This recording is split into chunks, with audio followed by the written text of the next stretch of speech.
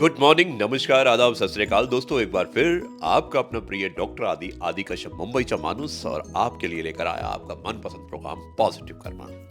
दोस्तों episode number है 1479 और आज एक बहुत ही अच्छी कहानी है जिसका शीर्षक है कालूराम की बचत। मुझे उम्मीद है कि एक कहानी आपको पसंद आएगी। शुरुआत करता हूँ इस कहानी की कुछ इस प्रकार और इसके बाद करेंगे हम विश्लेषण कि इस कहानी से हमें क्या शिक्षा मिलती है। जाइए मत मिलते एक छोटे से ब्रेक के बाद। कालूराम की बचत। एक समय ऐसा आया कि कालूराम की तबीयत थोड़ी खराब होने लगी और ना कमाने के कारण आर्थिक स्थिति बेहद खराब होने लगी। कालूराम अपनी आर्थिक स्थितियों से बहुत परेशान हो गया और अब घर कैसे चलेगा इस चिंता से वो अंदर ही अंदर सोचकर उसका हाल बेहाल होता जा रहा था। पूरी तरह से हार गया था और टूट भी गया था, बिखर भी गया था कालूराम। उसे कुछ समझ में नहीं आ रहा था कि अब क्या होगा। उसे लग रहा था कि बस अब मैं इस आर्थिक परिस्थिति को कभी ठीक नहीं कर पाऊंगा। कालूराम की पत्नी उसके पास गई और कहा कि आप चिंता मत करो, मुझे पता है कि आपके मन में क्या चल रहा है। कालूराम की पत्नी ने कहा कि निश्चिंत रहो, हमारे पास कई महीनों का राशन पड़ा है। मैंने थोड़े थोड़े करके राशन की बचत की थी, जिससे विकट परिस्थिति यानी कि कोई भी विपरीत स्थिति आए तो वो उस समय ये हमारी बचत काम आ सके।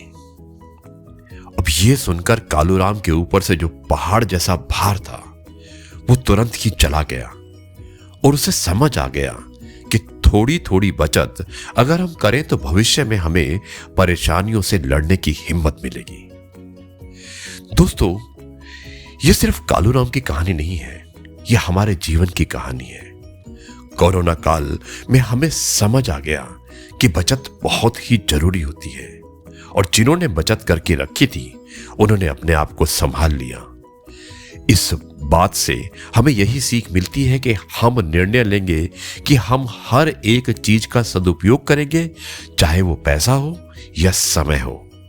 भविष्य में हम प्रबलता से परेशानियों का सामना कर सकें, ना कि दुर्बल होकर सिर्फ रोते रहें।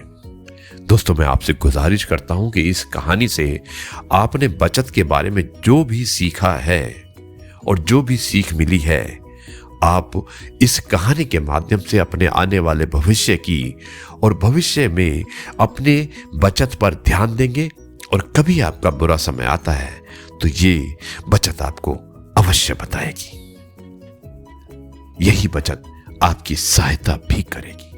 तो जी हाँ दोस्तों, देखा आपने इस कहानी में किस तरह कालूराम परेशान होता है जब उसकी आर्थिक स्थिति खराब हो जाती है, लेकिन उसकी पत्नी उसकी कुछ बचत होती है और वो कहती है परेशान मत हो, मेरे पास कुछ पैसे बचे हुए हैं जिससे कि हम घर का गुजारा कर सकते हैं। और ये बात सुनकर कालूराम बहुत खुश होता है।